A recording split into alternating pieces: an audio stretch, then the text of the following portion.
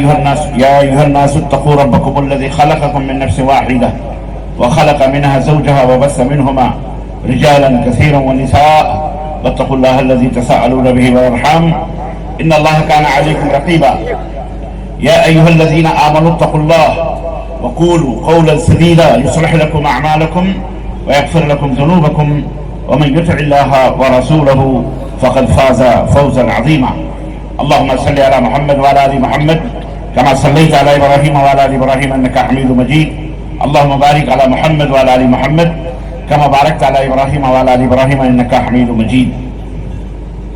تمام قسم کی حمد و ثنا کی بڑائی اور بڑائی اس اللہ عز و جل کے لیے لائق و زیبا ہے جس سے ہمیں اور آپ کو پیدا فرمایا، اور بیش بہادر و سلام اس ذات مبارکہ متحرہ پر جن کا نام نامی اسم گرامی احمد مصطفیٰ محمد مصطفیٰ صلی اللہ علیہ وسلم۔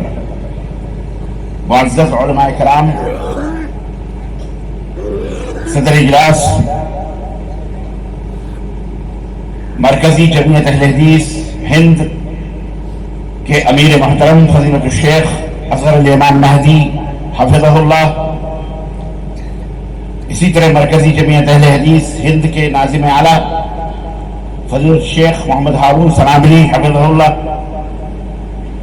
شہر گجرات کے معزز حاضرین، ذمہ داران، اسلامی ماں اور بہنوں، عزیز بچوں، آج کے اس عظیم الشان اجلاس میں آپ حضرات کی خدمت میں کچھ خیر خواہانہ جذبے کے تحت کچھ باتیں لے کر کے حاضر ہوا ہوں، متفرق باتیں، انشاءاللہ تعالیٰ اسی پر گفتگو ہوگی۔ اللہ تبارک و تعالیٰ سے دعا ہے کہ اللہ تعالیٰ ہماری اس حاضری کو قبول فرمائے، اور اللہ ہمیں کہنے اور سننے سے زیادہ عمل کی توفیق عطا فرمائے۔ عرصہ دراز کے بعد تقریباً مجھے یاد پڑتا ہے کہ سن 2004 اگر مجھے یاد ہے، اور اس کے بعد ایک دفعہ اور حاضری کا شرف حاصل ہوا تھا 2006 میں، اور یہ دونوں حاضریاں عزیزم محترم عابد بھائی ہی کی جد و جہد اور کوشش کے نتیجے میں ہوئی تھی، اور آج 2023 میں آپ حضرات کی خدمت میں حاضر ہیں۔ اتنے، اور یہ بھی انہی کی اپنی محبت اور ان کی کوشش، جد و جہد اور ان کا اخلاص، اللہ تعالیٰ ان کے جد و جہد کو اور ان کے تمام ذمہ دار اور احباب کے جد و جہد کو قبول فرمائے۔ زور سے بولو آمین۔ اسٹیج ایسا لگایا جاتا ہے اور ہمارے احباب اتنے دور ہوتے ہیں کہ مجھے محسوس ہوتا ہے کہ میں دلی طور پر بھی ان سے دور ہوں۔ یہ طریقے میں نہیں سمجھتا، پتہ نہیں، بالکل ماڈرن طریقہ ہے، سب کو کرسیوں پہ بٹھا دیا، اسٹیج پہ بھی کرسیوں پہ بٹھا دیا، چند ایک کرسیاں رکھو، باقی یہ مجلس ہیں، یہ اس طرح کے اجلاس برائے اجلاس نہیں ہوتے، بلکہ یہ ایک طرح کی عبادت ہے، یہ ایک طرح کی عبادت ہے۔ اور ایک خطیب، ایک مقرر جب تک فیس ٹو فیس اپنے احباب کے چہروں کے، ان کے تاثرات کو نہیں پڑھتا ہے تو اس کا دل انتہائی، میں یہ نہیں سمجھ پا رہا ہوں کہ کیسے ہمارے مقررین نے خطاب کیا ہے۔ بڑی خوشی اور مسرت کی بات کہ آج کا یہ اجلاس بڑی ذمہ دار ہستیوں کی موجودگی میں ہو رہا ہے، اور ہماری جماعت اہل حدیث کے عظیم ہستیاں ان کی، سمجھیے دہلی سے اتنا طویل سفر کر کے آپ حضرات کی خدمت میں تشریف لائی ہیں، واللہ قابل مبارکباد ہیں، اور اللہ تعالیٰ سے دعا ہے بھی ہمیں کرنا چاہیے کہ اللہ تعالیٰ آپ حضرات کی کوششوں کو قبول فرمائے، اور جماعت اور جمعیت کے تعلق سے جو درد مندانہ گفتگو سب سے پہلے ناظم اعلیٰ محترم نے کی، وہ ولولہ، وہ جوش، وہ جذبہ، اور اس کے بعد جو دریا کو کوزے میں سمیٹا ہے شیخ محترم امیر محترم فضیلت الشیخ اصغر علی امام مہدی حفظہ اللہ ہے، کچھ کہنے کے لیے باقی نہیں رہا، ہر طرف سے، چاروں طرف سے گویا کہ ایک تاریخ، ایک ہمارا اپنا ہمارے اصول، ہمارے ضابطے، ہمارے قوانین، سیرت، تاریخ، تمام چیزیں، بھارت کی آزادی، بھارت سے بہت ساری چیزیں آ گئی. گویا ہمارے اپنے اسلاف کے تذکرے، مولانا محمد سورتی ابو محمد سورتی رحمۃ اللہ، مولانا محمد جوناگڑھی رحمۃ اللہ علیہ، شاید ہماری جماعت میں لوگ نہ جانتے ہوں جتنا دوسرے لوگ ان کو جانتے ہیں، جو دہلی کے کسی گوشے میں بیٹھ کر کتابیں تحریر فرماتے تھے. ان کا کوئی سعودی عرب میں رہنے والا نہیں تھا، ان کا کوئی عرب میں رہنے والا نہیں تھا. مولانا ابوالکلام آزاد، جن کے ہم روحانی اولاد ہیں رحمہ اللہ، جو بھارت کے سب سے پہلے شکشا منتری بنائے گئے، وزیر تعلیم بنائے گئے، فریڈم فائٹر، مولانا ابوالکلام آزاد رحمۃ اللہ علیہ سے ان کے تعلقات، دھیرنا تعلقات، اور ان کی فرمائشوں پر علامہ ابن القیم رحمۃ اللہ علیہ کی کتابوں کے ترجمے ہمارے اسلاف کیسے تھے، جنہوں نے مدینہ یونیورسٹی سے کوئی سند نہیں لی تھی، مدینہ یونیورسٹی سے انہوں نے فراغت کی سند نہیں لی تھی، لیکن ابن القیم جوزی رحمۃ اللہ علیہ کے جو عبارات ہیں آج مدنی حضرات بھی میرا خیال ہے سمجھنے سے قاصر ہیں، کہ جائے کہ وہ بزرگ ہستیاں کمرے میں بیٹھ کر کے اب چراغوں کی روشنی میں، موم بتیوں کی روشنیوں میں بیٹھ کر انہوں نے ترجمے کیے. تفسیر ابن کثیر ایک عرصے دراز سے شاید ہمارے اہل الحدیث حضرات بھی نہ جانتے رہے. دہلی میں ہم پڑھتے تھے، وہاں سے وہ کتاب چھپتی تھی اہتمام فلاں ابن فلاں، اہل حدیث کا کہیں تذکرہ ہی نہیں تھا، کوئی جانتا ہی نہیں تھا. مکتبہ قدوسیہ اللہ جزائے خیر دے، ان لوگوں نے مولانا محمد جوناگڑھی رحمۃ اللہ علیہ کی وہ تفسیر ابن کثیر ان کے نام سے، اور مولانا ابوالکلام آزاد رحمۃ اللہ علیہ کی کے خط کے حوالے سے، کہ انہوں نے لکھا تھا کہ آپ تفسیر ابن کثیر کا ترجمہ کیجیے. پورے ثبوت کے ساتھ جب دنیا میں آئی، چھپی اردو دنیا کے اندر، تب چشم حیرت سے ہم حیران رہ گئے، دیکھتے ہی دیکھتے رہ گئے کہ یا اللہ، ہمارے بزرگوں نے گجرات کی سرزمین، یہ گجرات ہے، یہ اس کی سرزمین سے پیدا ہونے والے وہ عظیم ہستیاں، انہوں نے اسلام کی اور قرآن کی اور دین کی کتنی بڑی خدمت کی. اور یہ اخلاص تھا ہمارے بزرگوں کا. سعودی عرب میں ان کا کوئی وزیر بیٹھا ہوا، ان کا کوئی وزیر کا نمائندہ موجود نہیں تھا، لیکن اللہ تعالیٰ ان کے اخلاص کی جزا اللہ نے یہ دی کہ ان کے انتقال کے برسوں بعد بھی ان کا ترجمہ کیا ہوا قرآن بھی الحمدللہ مولانا محمد جوناگڑھی رحمۃ اللہ کا، ان کے روحانی اولاد نے، الحمدللہ ان کے بیٹوں نے، روحانی بیٹوں نے، حقیقی بیٹوں کا تو کہیں پتہ لتا نہیں، لیکن ان کے روحانی بیٹوں نے الحمدللہ اس زمانے میں مملکت سعودی عربیہ کے اندر ملک فہد رحمۃ اللہ علیہ سے کہہ کر اور ان کا ترجمہ کیا ہوا قرآن جوناگڑھ جو گجرات کے اندر، یہ آپ کے لیے شرف کی بات ہے، گجرات کے لوگوں، یہ آپ کے لیے بڑی سعادت کی بات ہے کہ آپ ہی کا ایک سپوت بیٹا، آپ ہی کے معاشرے میں رہنے والا، آپ ہی کے سرزمین پر پیدا ہوا وہ بچہ اتنی عظیم کہ الحمدللہ قرآن کا ترجمہ پوری دنیا میں وہاں جوناگڑھی رحمۃ اللہ کے نام سے چل کر تقسیم ہو رہا ہے. یہ سب کے جاری یہ اخلاص کی برکتیں ہوتی ہیں. الغرض کہنے کا مطلب یہ ہے کہ شیخ محترم نے، امیر محترم نے گجرات کی اور دیگر ہندوستان کے تمام، بنگال سے لے کر کے اور گجرات اور جناب عالی شرق سے لے کے غرب تک، مغرب سے لے کے مشرق تک پوری ہسٹری ہمارے سامنے رکھی. بولنے کے لیے رہ کیا گیا، لیکن میں کچھ متفرق باتیں آپ حضرات کی خدمت میں رکھوں گا.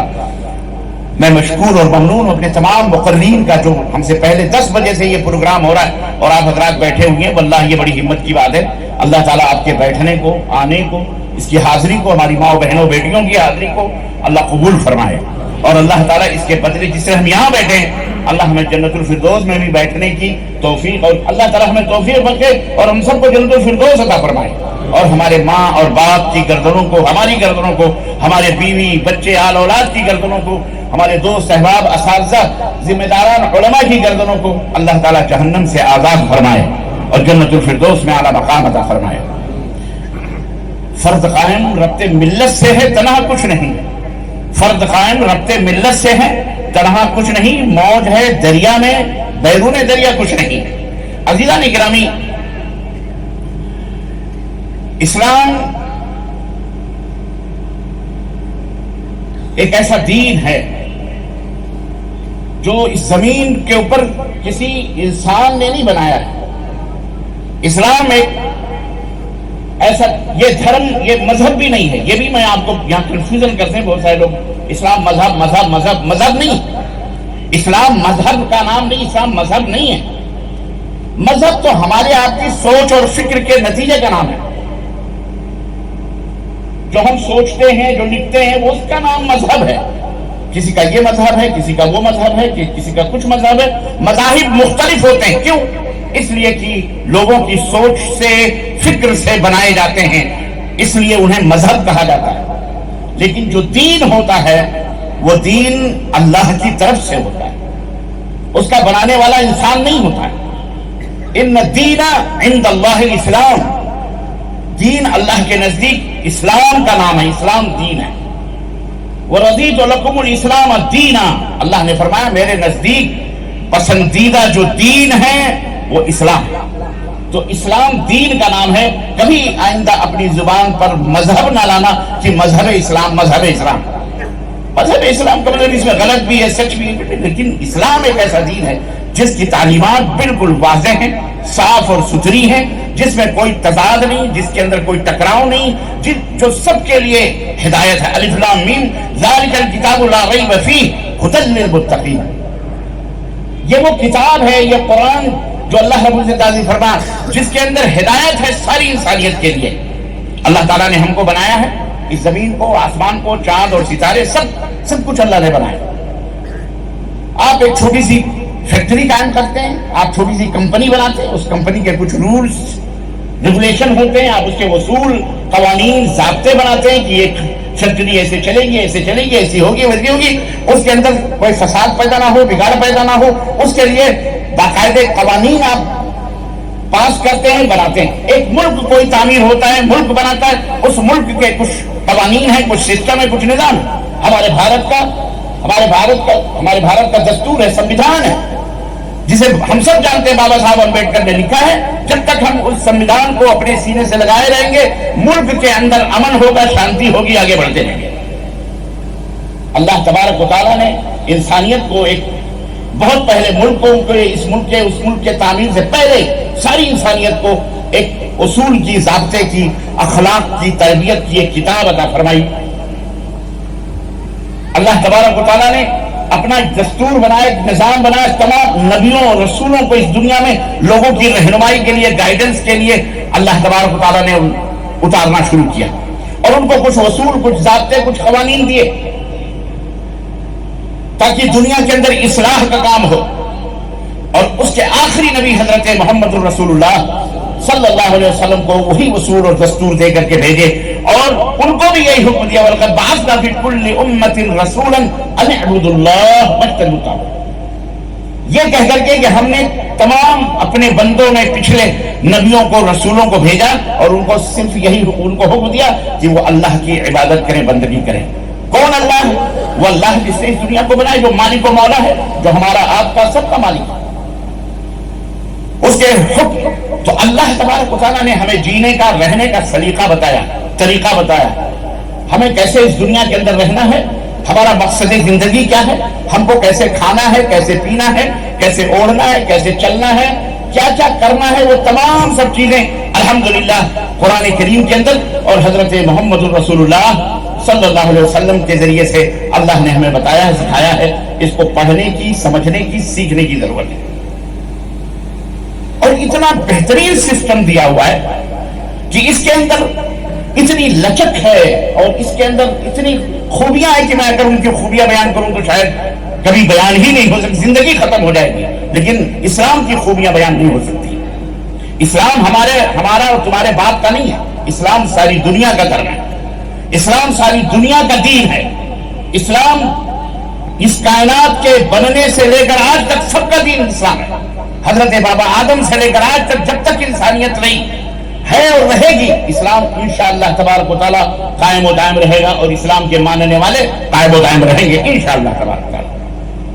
بس یہاں پر سمجھنے کی بات یہ ہے کہ ہم اگر اسلام کا نام لیتے ہیں تو ہمیں ضرورت اس بات کی ہے کہ ہم سمجھیں کہ اسلام ہم سے چاہتا کیا ہے, اس کا مطالبہ کیا ہے, وہ ہم کیسے اس دنیا والوں کو اسلام سے متعارف کروا سکتے ہیں, کیا خوبیاں, کیا اچھائیاں اس کے اندر ہیں. یہ کمی ہمارے اندر ہے میرے عزیزوں، میرے دوستوں، اور اس کو سمجھنے کی ضرورت ہے۔ اللہ تبارک تعالیٰ نے قرآن کریم میں فرمایا لقد من اللہ علی المؤمنین اذ بعث فیہم رسولا، یہ اللہ کا احسان ہے کہ اللہ تبارک و تعالیٰ نے مومنوں میں انہی میں سے ایک رسول کو بھیجا، ایک پیغمبر بھیجا، ایک رسول آیا، ایک پیغمبر آیا۔ کیوں آیا وہ رسول؟ وہ پیغمبر کے آنے کا مقصد کیا تھا؟ اللہ رب العزت نے آگے ارشاد فرمایا وہ پیغمبر، وہ رسول انہی میں سے آیا، کسی اور سے نہیں، انہی انسانوں میں سے وہ رسول آیا۔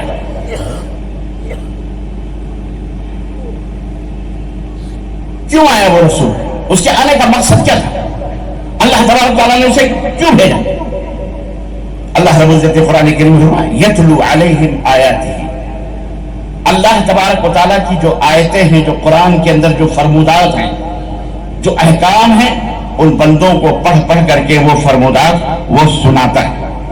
وَيُزَكِّيهِمْ، قرآن کے ذریعے اللہ کے احکام کو لوگوں تک پہنچانا، وَيُزَكِّيهِمْ، اور ان کا تزکیہ کرتا ہے۔ تزکیہ یعنی انہیں شرک سے، کفر سے اور دیگر بد اخلاقیوں سے، بری باتوں سے ان کے دل کی کو پاک و صاف کرتا ہے، انہیں بہترین بناتا ہے۔ وَيُعَلِّمُهُمُ الْكِتَابَ وَالْحِكْمَةَ، اور انہیں کتاب و حکمت قرآن کی اور اپنی باتیں لوگوں کو اچھی اچھی بتاتا اور انہیں سکھاتا ہے۔ یہ ہے اسلام، اور یہ ہے قرآن، اور یہ ہے رسول کے آنے کا مقصد۔ اگر ہم اس کو سمجھ لیں تو یقین مانیے ہماری زندگی دنیا میں بھی خوشحال ہو سکتی ہے، اور مرنے کے بعد بھی انشاءاللہ تبارک تعالیٰ اللہ کی رحمت سے ہم خوشی و مسرت حاصل کر سکتے ہیں۔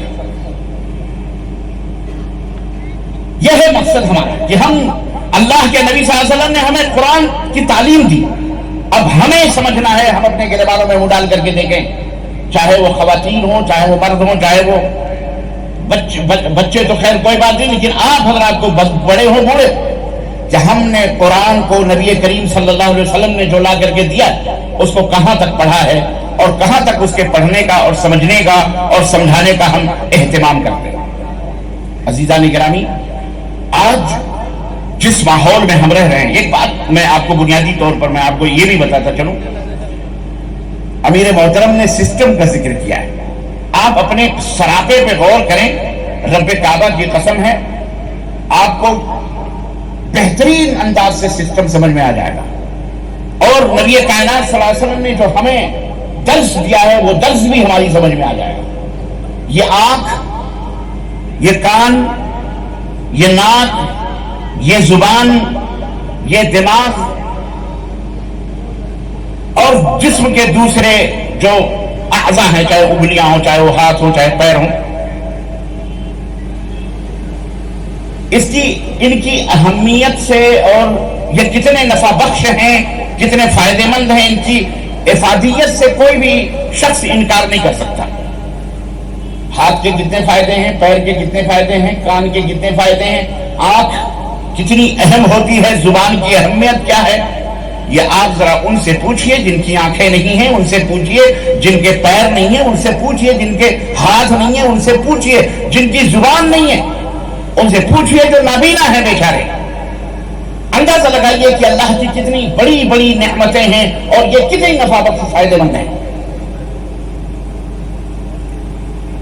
لیکن اللہ تعالیٰ نے ان کو آپس میں اس طرح سے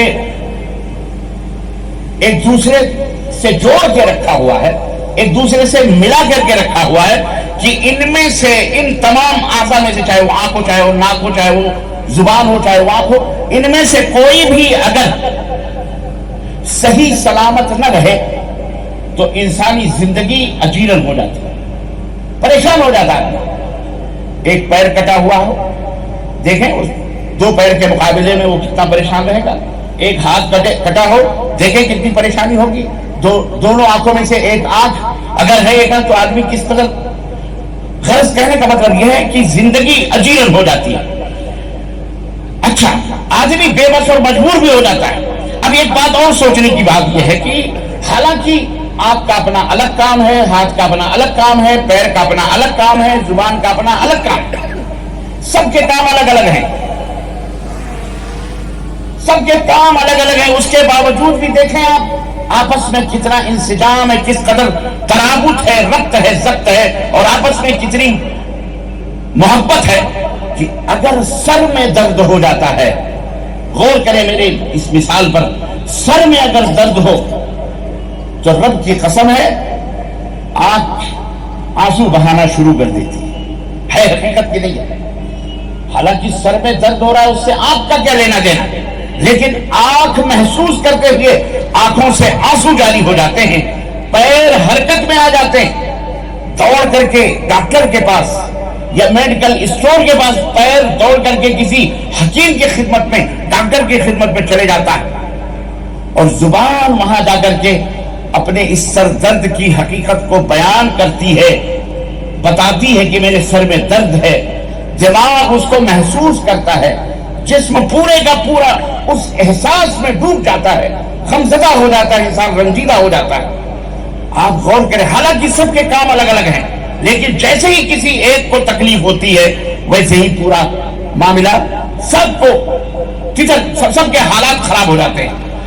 میں اسی پس منظر میں نبی کائنات صلی اللہ علیہ وسلم کی وہ حدیث آپ کی خدمت میں رکھنا چاہتا ہوں جو حضرت نعمان ابن بشیر رضی اللہ تعالیٰ عنہ سے مروی ہے کہ اللہ کے نبی صلی اللہ علیہ وسلم نے فرمایا کہ مثل المؤمن فی توادہم وتراحمہم وتعاطفہم مثل الجسد، مومن جو ہے ایمان والے، مومن کی جو مثال ہے، مومن کی جو مثال ہے وہ ایک جسم محبتوں میں، شفقتوں میں، عنایتوں میں اور اسی طرح سے خیر خواہیوں میں، مومن کی جو مثال ہے اس کی مثال ایک جسم کی طرح ہے، جسم کہ جسم کے اگر کسی اشتکا عضو منہ، اگر جسم کے کسی حصے میں کوئی تکلیف ہوتی ہے، کوئی درد ہوتا ہے، تو اس درد کو، اس تکلیف کو، اس بخار کو، اس اذیت کو پورا جسم محسوس کرتا ہے۔ اللہ کے نبی صلی اللہ علیہ وسلم کہنا کیا چاہ رہے ہیں کہ جو دین، جو اسلام ہم نے تم کو دیا ہے، جس کا تم نے کلمہ پڑھا ہے، کلمہ پڑھنے کے بعد تمہاری ذمہ داری یہ ہوتی ہے کہ تمہاری آپس میں ایک دوسرے سے تمہارے جو تعلقات ہیں، تمہارا جو ربط ضبط ہے، تمہارے جو میل جوڑ ہیں، اتنے شدید ہونے چاہیے کہ جس طرح جسم کے آپسی تعلقات ایک دوسرے سے ملے ہوئے ہیں کہ درد کہیں ہو لیکن محسوس پورا جسم کرتا ہے۔ ایک مومن کی مثال اسی طرح سے ہونی چاہیے کہ اگر ترکیہ کے اندر زلزلے آئے اور وہاں بستیوں کی بستیاں ویران ہوئیں، بچے یتیم بلکتے ہوئے، اگر سیریا کے اندر مصیبت آئی اور زمین تہس نہس ہو گئی، زلزلے نے ہرا کو برباد کر دیا، تو اس کے درد کو صرف سعودی عرب ہی نہ محسوس کرے، صرف خلیج نہ محسوس کرے، صرف گلف محسوس نہ کرے، بلکہ بھارت کے مسلمانوں کو بھی اس کے اس زخم کو، اس کے اس ٹیس کو، ان کی اس چیخ کو، ان کے اس درد کو محسوس کرنا چاہیے۔ یہ مومن کی مثال ہوتی ہے۔ لیکن کیا ایسا آج ہم محسوس کرتے ہیں؟ میں عالمی طور پہ تو عالمی طور کی میں بات بتاؤں، یہاں بات ہو رہی ہے، اگر ہم یہاں ہمارے سامنے جو مخاطبین ہیں، جو بیچارے سامعین ہیں، اگر بات کروں تو یہاں تو ہم اپنے آپ کو اہل الحدیث کہتے ہیں، اور اس کے باوجود بھی ہمارے اندر یہ کیفیت پیدا نہیں ہوتی، چاہے وہ خواتین ہو، چاہے ہمارے گھروں میں حالات ایسے ہیں، ہمارے اندر اس قدر شقاوت، سخت دلی، سنگ دلی آ گئی کہ ہمارا بھائی اگر پریشان رہ جانے تو کوئی بات نہیں، کوئی غریب کوئی بات نہیں، وہ عزیزان گرامی زبان سے کہہ بھی دیا لا الہ تو کیا حاصل، دل و نظر جو مسلمان نہیں تو کچھ بھی نہیں۔ ضرورت اس بات کی ہے کہ آپ محسوس کریں، آپ سوچیں کہ ہم کہاں جا رہے ہیں، ہم مسلمان کی حیثیت سے ایک دوسرے کے درد اور اس کی تکلیف کو محسوس کریں۔ اللہ کے رسول صلی اللہ علیہ وسلم نے فرمایا کہ لا یؤمن احدکم حتی یحب لأخیہ ما یحب لنفسہ، وہ آدمی اس وقت تک مومن نہیں ہو سکتا جب تک اپنے لیے وہ چیز اپنے بھائی کے لیے نہ محسوس کرے جو اپنے لیے وہ چاہتا ہے، محبوب رکھتا ہے۔ یہ درد، یہ تکلیف، یہ ٹیس، یہ محبت، یہ اخوت اللہ کے نبی صلی اللہ علیہ وسلم نے اپنے صحابہ کو اسی منہج پر، اسی طریقے پر تربیت دی تھی کہ جب ہجرت کر کر کے مکے سے چھوڑ کر لوگ آئے مدینہ منورہ، اللہ اکبر، وہ محبت، اور آپ نے جب بھائی چارگی کا ماحول پیدا کیا، آپ نے جب مواخات کرائی ایک دوسرے میں محبتوں کے لیے، تمام انصار کو، مدینے کے لوگوں کو اور مہاجرین کو جمع کیا، تو آپ کو پتا ہے عالم کیا ہوا؟ تاریخ پڑھیے، سیرت پڑھیے، آپ کو پتا چلے گا۔ اللہ اکبر، گھر کسی کے پاس 2 گھر تھے، 4 گھر تھے، انہوں نے کہا اللہ کے نبی میرے پاس 2 گھر ہیں، یہ گھر چھوڑ کے آیا ہے، اسے میرا گھر ایک دے دیجیے۔ زمینیں بانٹ دی گئی، باغ بٹ گئے، لوگوں نے اپنے مالوں کی قربانیاں، ایثار اور قربانیوں سے مسلمانوں کی مدد، قربانیاں پیش کی۔ یہی نہیں بلکہ بعض صحابہ نے تو یہ بھی کہا کہ اے اللہ کے رسول صلی اللہ علیہ وسلم، میرے پاس 2 بیویاں ہیں، میرا بھائی اپنی بیوی چھوڑ کر کے آیا ہے، ان سے کہیے کہ اگر یہ جا کر کے دیکھیں جو بیوی ان کو پسند ہے میں اسے طلاق دوں گا، یہ اسے شادی کر لیں تاکہ انہیں سکون ملے، انہیں اطمینان ملے۔ یہ ہمدردی، یہ اخوت، یہ بھائی چارگی قرآن میں بھی ہے، حدیث میں بھی ہے، اللہ نے ہمیں اسی لیے بنایا ہے، یہ خوبی ہمارے اندر ہے، ہمیں ڈھونڈنے کی ضرورت ہے، تلاش کرنے کی ضرورت ہے۔ اللہ کے نبی صلی اللہ علیہ وسلم نے یہ تربیت کی تھی کہ جب قبیلہ بنو نذیر یہودیوں کا مال غنیمت آیا اللہ کے نبی کی خدمت میں، اور آپ نے اسے مہاجرین میں تقسیم کیا، انصار میں تقسیم کیا اس مال غنیمت کو، تم انصار صحابہ نے یہ سمجھا کہ اب تو ہم مالا مال ہو گئے، وہ بھی مالا مال ہو جائیں گے، تو جو مہاجرین ہمارے بھائی جنہیں ہم نے گھر دیا تھا، زمینیں دی تھی، اب یہ ہم میں ان میں جدائی ہو جائے گی، اس خوف سے وہ نبی کی خدمت میں پہنچے اور نے کہا اللہ کے نبی یہ جو مال ملا ہوا ہے اسے آپ ہمارے مہاجرین بھائیوں کو دے دیجئے۔ ایک جماعت نے آ کے نبی صلی اللہ علیہ وسلم سے کہا کہ ہمیں نہیں ضرورت ہے، ہمیں تو اپنے مہاجرین بھائیوں کی محبتیں چاہیے، ہمیں ڈر ہے کہ کہیں ایسا نہ ہو کہ یہ مال مل گیا ہے ابھی ہم سے جدا ہو جائیں گے۔ یہ ہے قربانی، یہ ہے ایثار۔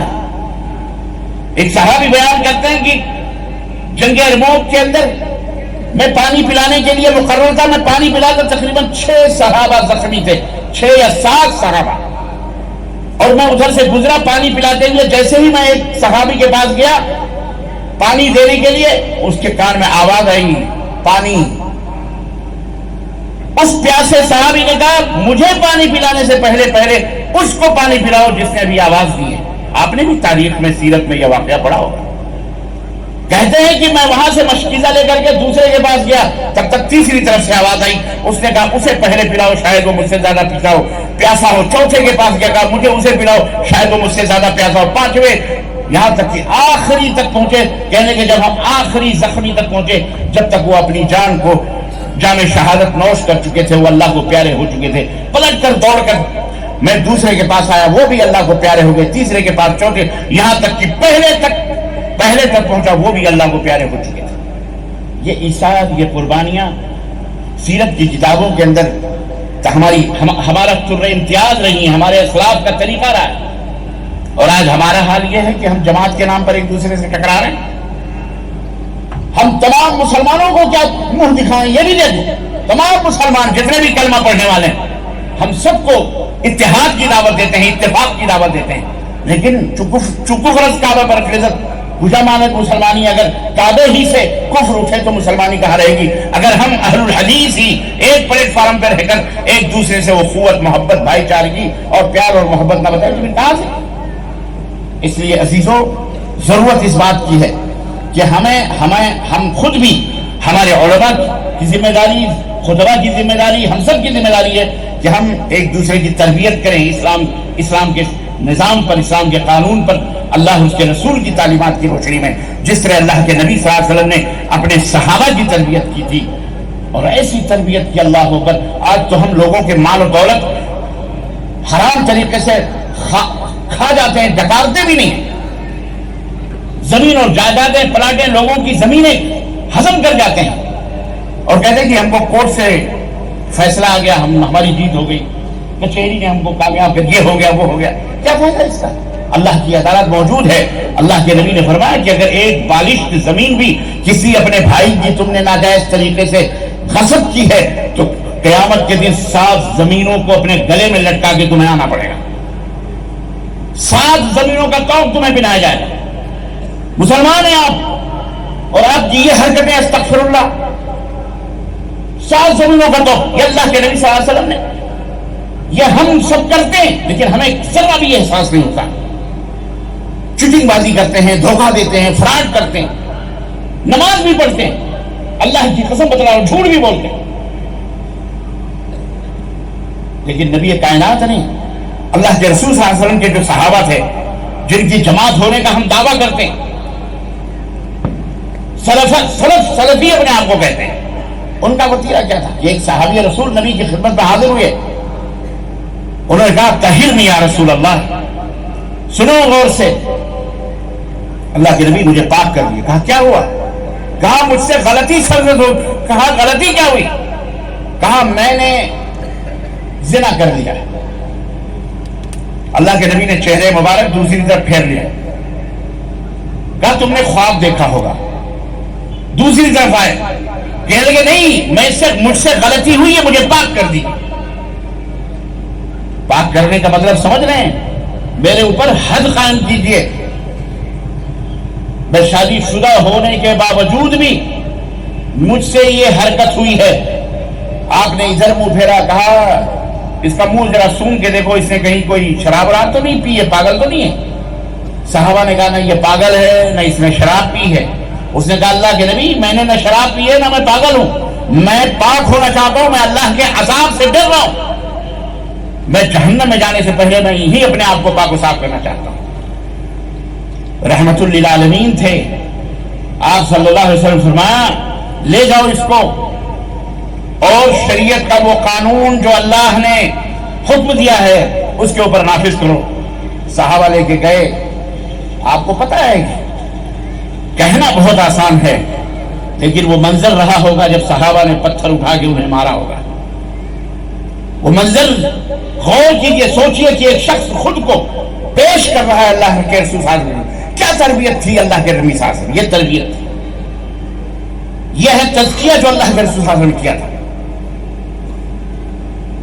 یہ چیز آج ہمارے اندر پیدا ہونے کی ضرورت ہے.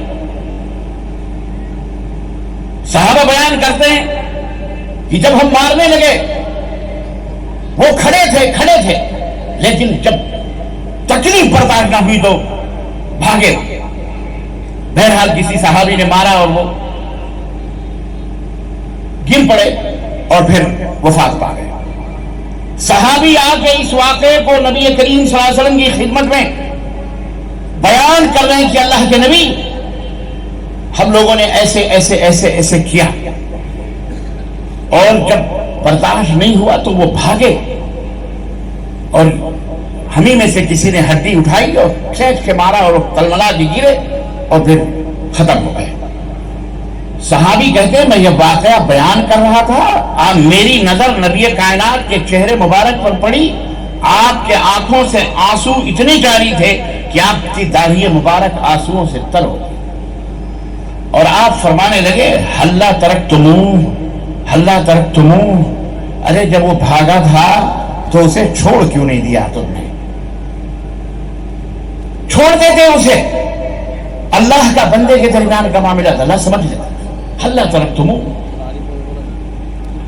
یہاں جو بات میں آپ کو بتلانا چاہ رہا ہوں وہ یہ ہے کہ